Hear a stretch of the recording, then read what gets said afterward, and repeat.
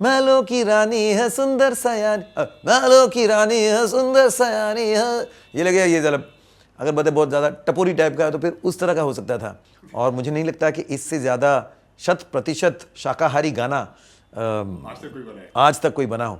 Sunidhi she was very young of course, ये कब की बात है, इतनी एक्साइटेड हो गई पहली बार मैं अपने गांव को किसी मैप में देख रही हूँ। राशि 75 ईयर्स के सेलिब्रेशन में आज है मेरे साथ में एक ऐसी आवाज़ जिन्होंने हमारे तन्हा दिल को सुकून दिया और हमें पार्टी कराई, और वक्त और ज़रूरत पड़ने पर उन्होंने हमें गुजिया और मिठाई भी खिलाई। वेल, अब तो आप समझ ही गए होंगे मैं किसकी बात कर रहा हूँ। मैं बात कर रहा हूँ सबके फेवरेट, सबके चाहिए शान से। चलिए मिलते हैं आज उनसे। हाँ फैज़ान, बिल्कुल, सबसे पहले तो बहुत बहुत बहुत शुभकामनाएं, बहुत सारी बधाइयाँ। हाउस ऑफ राजश्रीज जहाँ तक सिनेमा म्यूज़िक भी इज़ कंसर्न, उनकी एक अपनी अनूठी पहचान है, और भारतीय संस्कृति सभ्यता से जुड़े उनकी हर एक पेशकश होती है। फैमिली फिल्म्स और फैमिली बॉन्डिंग एथिक्स के साथ हमेशा उनकी फिल्में आई हैं सामने, और बहुत बहुत बहुत सुप्रसिद्ध फिल्म हिट हुई हैं। तो 75 years of Rajshri is coinciding with 75 years of Indian independence. So I think भारतीय होना और राजश्री फिल्म्स, इसमें जो एक जिस तरह से ये दोनों चीज़ें मिल के चली हैं, it's only befitting that we celebrate 75 years of you know Rajshri films as much as we celebrate 75 years of Indian independence. आज मैं हूँ और तुम हो और मोहब्बत है, और मोहब्बत है, और मोहब्बत है। शान, अगर जर्नी की अगर बात करें तो राशि के साथ में किस तरीके से आपकी जर्नी स्टार्ट हुई? जर्नी तो एज अ व्यूअर स्टार्ट हुई, एज अ लिसनर स्टार्ट हुई, और उनकी फिल्में हमेशा बहुत ही सादगी भरी होती हैं, और चाहे बहुत सारी उनकी फिल्में बहुत म्यूज़िकल होती हैं। One of my favourite composers Ravindra Jain ji ने उनके राजश्री के बहुत सारे फिल्मों की उन्होंने म्यूज़िक दी, बहुत खूबसूरत उनका म्यूज़िक रहा है हमेशा। लक्ष्मीकांत जी प्यारेलाल जी भी शुरू में उनके बहुत सारे फिल्मों में दोस्ती हो या फिर ये जीवन है, तो मैं तो फिल्में कम ही देखता हूँ, लेकिन ज़्यादातर जो पसंदीदा फिल्में थी पता चला कह रही ये तो राजश्री फिल्म है, सावन को आने दो, और गाने बहुत प्यारे रहे हैं हमेशा। उसके बाद धीरे धीरे मौका मिला, सबसे पहले मैं प्रेम की दीवानी हूँ मैं उनके लिए गाने का, उसके बाद फिर एक विवाह ऐसा भी, फिर प्रेम रतन धन पायो। तो लेकिन हाँ, जैसे दूसरे प्रोडक्शन हाउसेस के लिए आप गाना गाते हैं तो बस आप महज गाना गाते हो, उस दिन आप रिकॉर्डिंग करते हो, चले आते हो, बट राजश्रीज के साथ एक अलग बॉन्डिंग बनती है, और वो चीज़ किसी और प्रोडक्शन हाउस के साथ मैंने नहीं देखा कि वो सामने से आग्रह कर ये चीज़ करते हैं, आपको ऑफिस में बुलाएंगे, एक इंटरव्यू सा होगा। हाँ, मैंने एक और काम शुरुआत में, even before singing for them, जब हम आपके हैं कौन फिल्म अलग अलग भाषाओं में डब हुई थी, तो उसमें मैंने उनके कुछ जो हिंदी गाने थे वो इंग्लिश में मैंने गाया था। कौन सा वाला? आज हमारे दिल में अजब सी हलचल है, तो उसके कुछ, अभी I can't remember the exact words in English, but ऐसा था, मैंने किया था कुछ ऐसा इंग्लिश। एंड जिस तरीके से आपने स्टार्ट में कहा कि मेरी जो जर्नी जो स्टार्ट हुई थी बतौर व्यूवर्स की तरह स्टार्ट हुई थी, एज ए व्यूवर स्टार्ट हुई थी, तो जब आपको मालूम पड़ा कि पहली बार आपको राशि से फ़ोन आया है और आपको गाने गाना है, तो व्हाट वाज योर रिएक्शन? नहीं, बिल्कुल, उनके तो मतलब जो सिद्धिविनायक के सामने जो उनका ऑफिस और उनका वो लोगो लगता था, तो so obviously I was very very very excited. ये जो मैं आपको ये बता रहा था ना, वो हिंदी का इंग्लिश करना था, तो उसमें भी they were very keen to know मेरी डिक्शन जो है। किसी ने सजेस्ट किया होगा कि ये बांद्रा का है, इसकी अंग्रेज़ी ठीक ठाक है, फिर भी मुझे याद है कि राजबाबू जी पहले बुलाए, फिर कुछ मुझे एक पैसेज उन्होंने कहा कि ज़रा पढ़ के सुनाओ, और वो सब तभी एक स्टूडियो थी ऑडियो बाइट्स से कुछ पाली हिल में, वहाँ ये काम हो रहा था। दलीप ताहिल जी was also supervising the English accents and everything. तो जो भी हो, actually I didn't follow up कि उसके बाद वो चीज़ है या नहीं है आज की तारीख में। आई हैव नॉट चेक्ड, जाना पड़ेगा गूगल पे। लेकिन फिर उसके बाद मैं प्रेम की दीवानी हूँ, तो उसमें मुझे याद है सुनिधि और मैं दोनों पहुँच गए थे इंटरव्यू पर। और सबसे पहले तो दोनों सेम टाइम पे? हाँ, अराउंड द सेम टाइम। वो अपने डैड के साथ आई थी और सबसे एक इतनी इंटरेस्टिंग बात थी कि अब this is nothing to do with music but you know how you create a connect.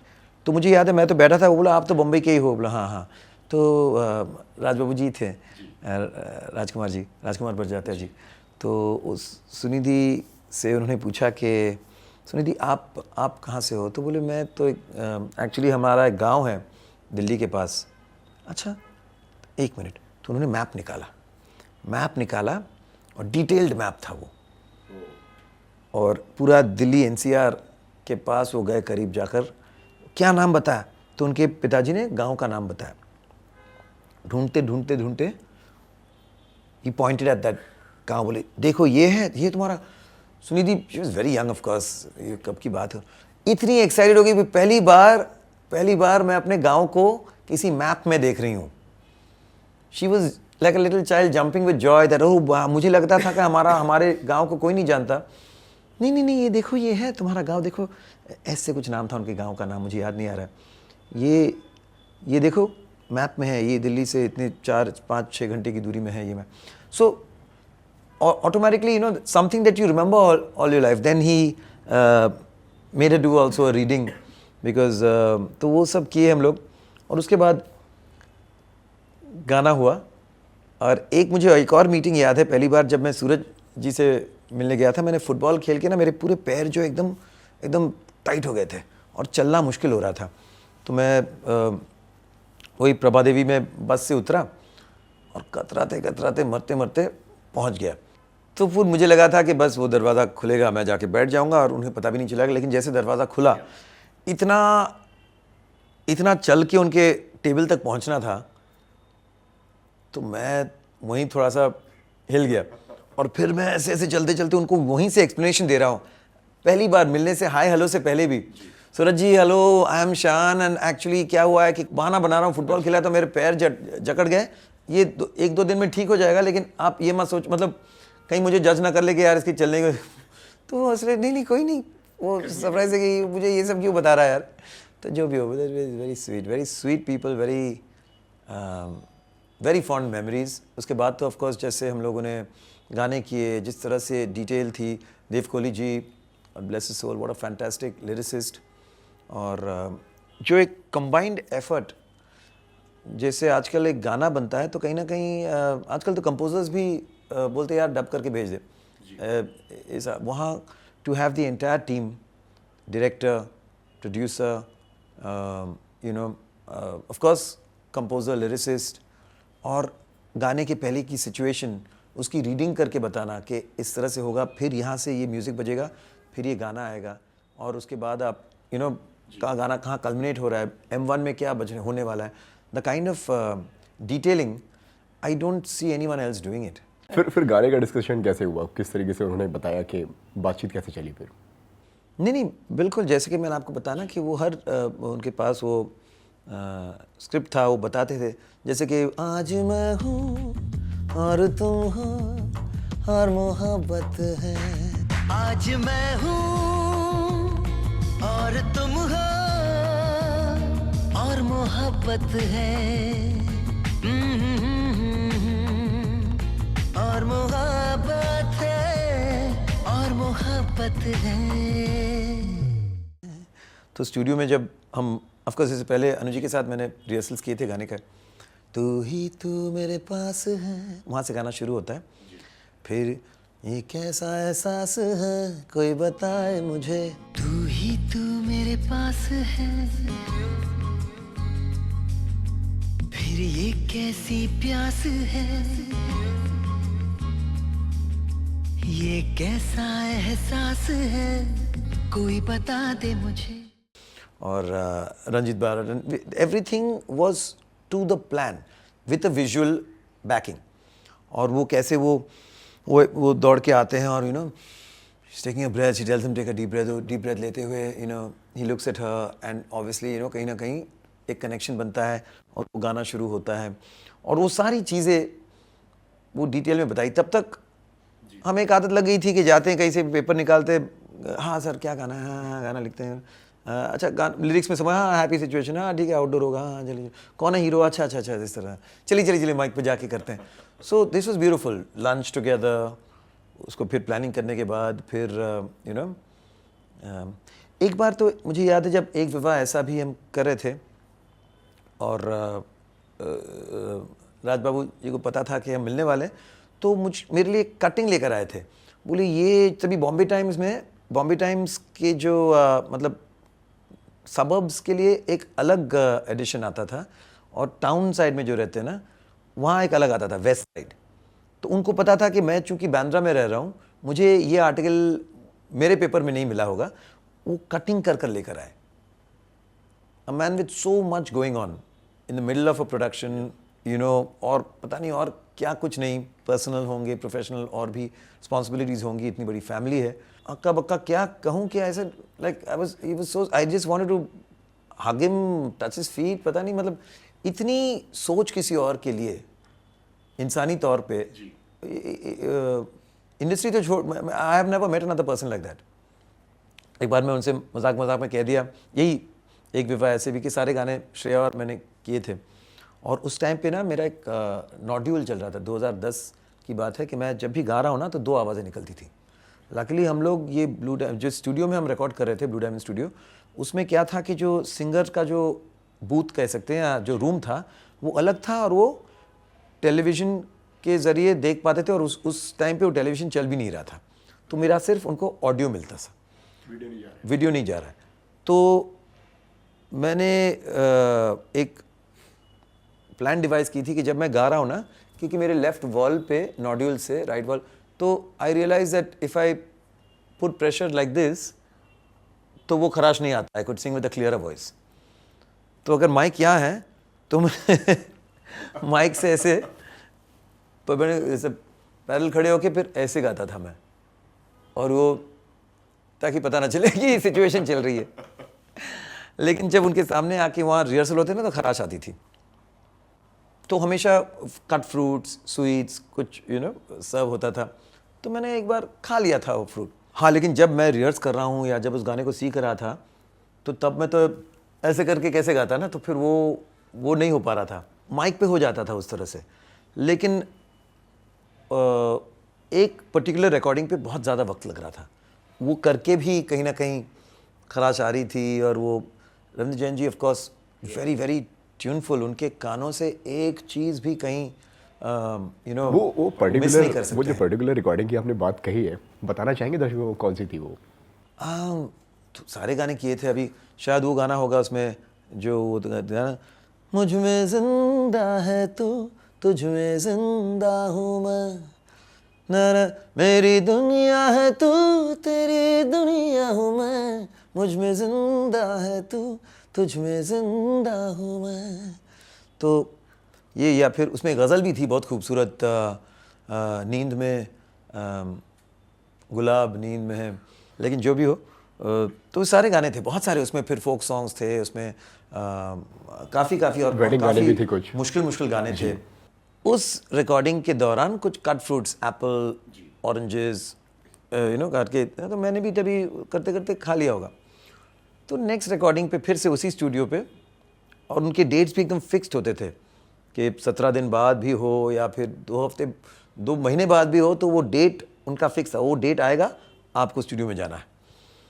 फिर से वो कट फ्रूट्स आए, मैं भी फिर इधर उधर सोचते नहीं शान डोंट हैव इट। तो मैंने कहा ये किसने बोला? राजबाबू जी। हाँ, राजबाबू जी ने बताया।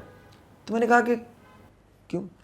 नहीं, पिछली बार तुमने ये फ्रूट खाए थे और फिर गले में थोड़ा सा तुम्हें तकलीफ हुई थी। तो मैं क्या बताऊं कि तकलीफ तो चल ही रही है, इसके साथ कुछ इसका कनेक्शन है नहीं। सही मुझे याद दिला दिया, शायद इसी वजह से लास्ट टाइम बहुत लंबा चला था।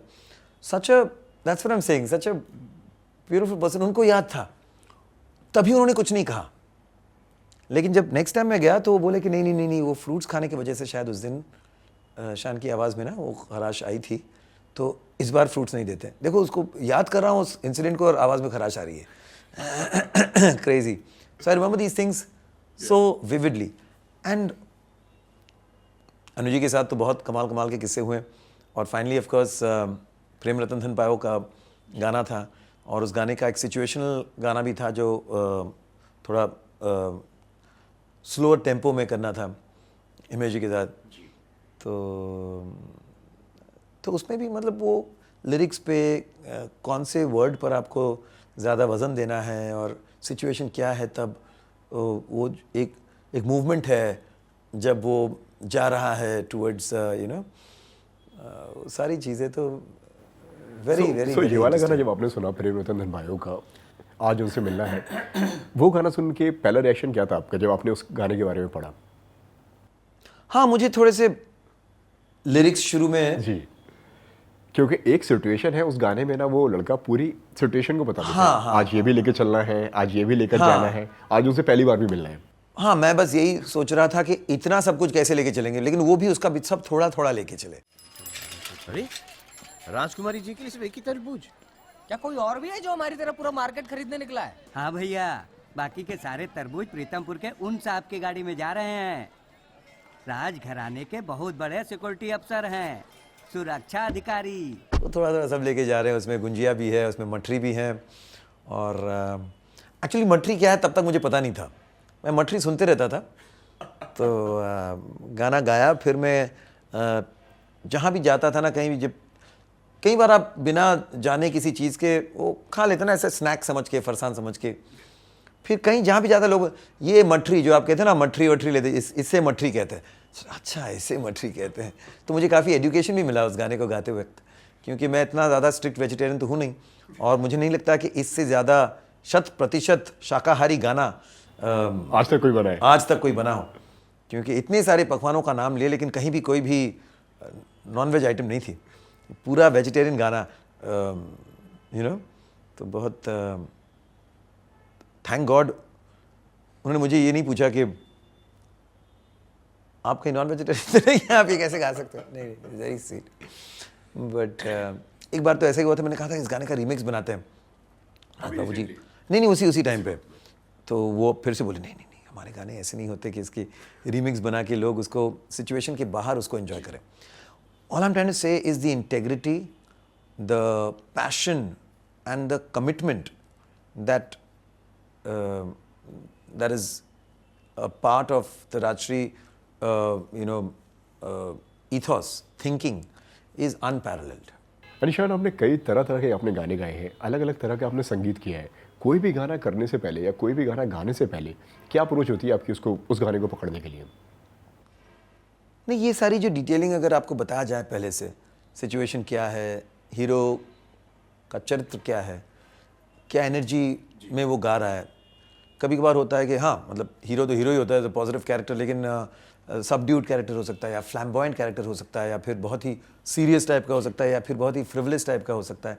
उस हिसाब से वही बात, अगर वो फ्लैम्बॉयंट है तो वही बात उसके कहने का एक तरीका अलग होगा।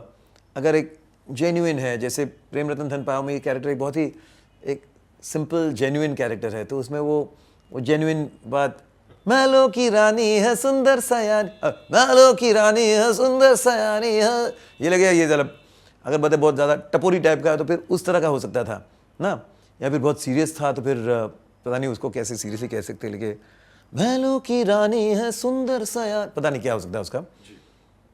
ये बहुत गलत हो गया, बट जो भी हो, I think, see, the beauty is that when they wrote it also, they kept that whole imagery in mind. तो उसको आप उसी तरीके से ही गा सकते हो, बहुत ही सादगी के साथ और जेन्युइनिटी के साथ। लेकिन ये सारी डिटेल्स मिल जाती है सिंगर को, तो इमोट करने में काफ़ी आसानी होती है। आपके सामने पूरा जो छवि है, एक पूरी पिक्चर, तस्वीर सामने आ जाती है। जैसे कसम की कसम है कसम से जो गाना था, तो उसमें मेल पार्ट जो है वो अंतरे से आता है। पूरा सिचुएशन है कि एक मिसअंडरस्टैंडिंग है, लड़की किसी और के लिए गा रही है, इन्हें लगता है कि हमारे बीच में केमिस्ट्री हो रही है।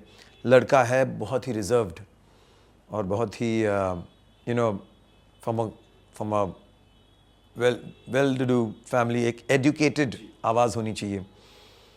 तो उस हिसाब से फिर उस गाने को मैंने वो एक इमेज रख के, कसम की कसम है कसम से हमको प्यार है सिर्फ तुमसे, तो अब यकीन आ रहा है, तो जो भी उसके वर्ड्स थे, कुछ इशारों में तुमने हमसे जो ये कहा है, अब यकीन आ रहा है तुमको भी कुछ हुआ है, क्यों तुमको देखते हैं, क्या दिल में सोचते हैं, तूफान जो उठ रहा है हम उसको रोकते हैं, कसम की कसम है कसम से ये मिलन है सनम का सनम से।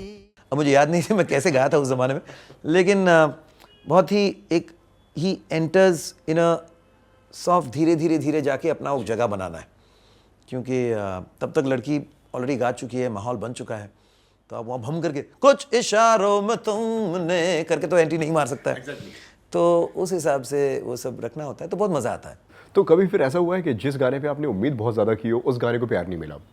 नहीं, जो गाने बड़े बैनर पे अच्छे से पिक्चराइज होकर आए हैं, अब तक ऐसा कोई गाना नहीं मैंने गाया होगा जो if it is for a well publicised it has not worked, तो वो touch would that is there कि लेकिन हाँ, मैं कभी ना तो कहता नहीं हूँ, उस पर मैंने एक गाना भी बनाया था, मुझे याद है, क्या करूँ कि मुझे ना कहना नहीं आता, तो कोई भी बोलता है ये गाना है, मतलब गाना मुझे चुन लिया है, अब मैं कौन होता हूँ उस गाने को कहना कि नहीं यार मैं ये गाना नहीं गाऊंगा, छोटी फिल्म है या फिर हीरो कौन है, और you no I must have संग द मोस्ट फॉर, मतलब जब से मैं गाना गाना शुरू किया हूँ एटलीस्ट 30 और फर्स्ट टाइमर्स के लिए मैंने गाने गाए हैं, B it heroes you know, तो उस हिसाब से आप कह रहे हो जो भी गाना गाता हूँ हिट, वो बात नहीं है, क्योंकि मैंने बहुत ज़्यादा गाने गाए हैं और बहुत सारे गाने इधर अंदर कापिट है, लेकिन जो गाने को थोड़ी बहुत अगर पहचान through marketing, through its you know cast, through its production मिली है, देव ऑल डन वेल। आपका ऑल टाइम फेवरेट गाना कौन सा है? जैसे आप कहना चाह रहे, जैसे बहती हवा सा, मैं पहले गाना गा लिया था ऑल इज़ वेल, और गाना गाकर निकल रहा था तो शांतनु मोहित्रा जी ने कहा कि इस गाने का एक टुकड़ा ये अब ट्राई करोगे क्या, तो सिर्फ जो लो पार्ट था ना, हमको तो राहें थी चलाती हम, वो खुद अपनी राह बनाता, गिरता संभलता मस्ती में चलता था वो, तो वो गाना था, तो मुझे लगी तो यार ये पोइट्री जैसा है, डा डा डा डा डा डा डा डा डा डा डा डा डा डा डा डा डा, तो मतलब चलो यार सुपर हिट गाना तो मिल ही गया है, ऑल इज वेल, उसके ऊपर चलो ये भी गा देता हूँ, क्या है उसमें, करते करते पूरा गाना गा के निकल गया। फिर जब गाने आए, रिलीज़ नहीं हुए थे लेकिन सुनाई दिए, तो मैंने देखा कि यार ऑल इज़ वेल में तो मेरे सारे लाइंस गए, सिर्फ कोरस में है एक आध लाइन सोनम के साथ, पूरा गाना सोनू का है।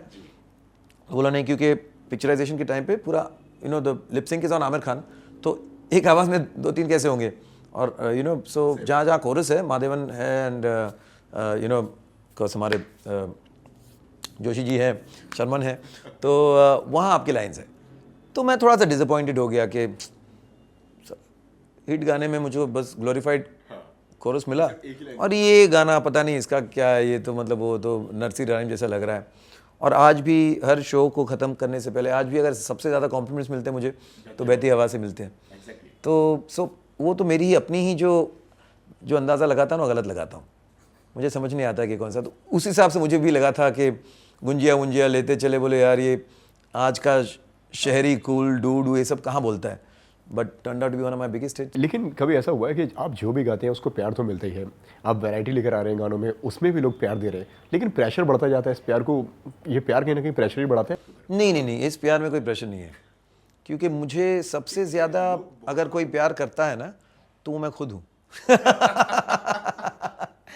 तो इसलिए मुझे यू नो सबका प्यार मिल रहा है। Of course there is a lot of gratitude, there is a lot of but there is no insecurity, क्योंकि I am very happy as the person I am. I have been very fortunate कि मैं जिस तरह से जीना चाह रहा था उस तरह से मैं जी पाया हूँ, और मेरे इर्द गिर्द मेरे अपने जो हैं they keep me very secure, very wanted, very loved. And मेरी एक सबसे प्यारी कंपेनियन मुझे अभी नहीं है मेरे साथ, 6 महीने हो गए उस बात को, मेरी मॉम, उनके साथ ही in fact this was her space. मैंने बदल दिया क्योंकि फिर बार बार यहाँ आके but that is her chair and that is her thing. तो बट ऑफ कोर्स यही तो है आपको ये जीवन है, इस जीवन का यही है, यही है, यही है रंग रूप, थोड़े गम हैं, थोड़ी खुशियाँ, यही है, यही है, यही है छाँव धूप। Super excited, better than the Rajshris themselves. बहुत ही प्यारा गाना है। लास्टली मुझे बहुत अच्छा लगा आपसे बात करके, मुझे बहुत मज़ा आया आपसे बात करके। आप क्या कहना चाहेंगे जाते जाते दर्शकों को? बस मैं यही दर्शकों को कहना चाहूँगा कि हम जो कुछ भी देखते हैं, जो कुछ भी सुनते हैं, जो कुछ भी अपने सबकॉन्शियस में डालते हैं वो रह जाती है। तो हमें बहुत सतर्क होना है कि हम नेगेटिव चीज़ें ना डालें हमारे सिस्टम में, हम हमेशा पॉजिटिव रहें।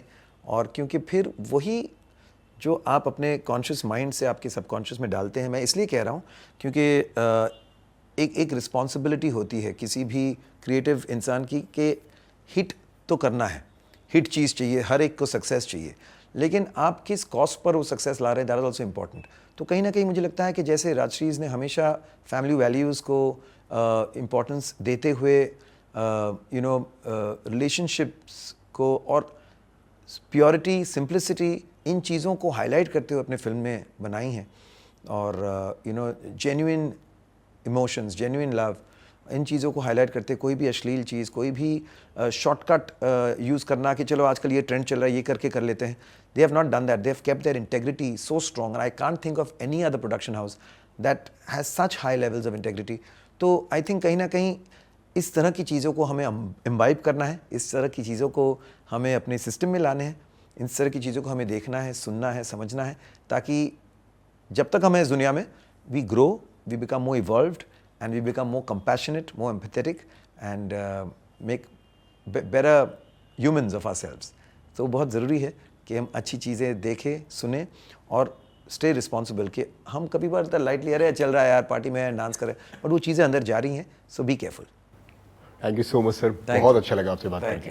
राजश्री प्रोडक्शंस को उनके 75th एनिवर्सरी पर बहुत बहुत बहुत बहुत सारी ढेर सारी शुभकामनाएं और बधाइयाँ and many hundreds and more years to come and we love Rajshri Productions.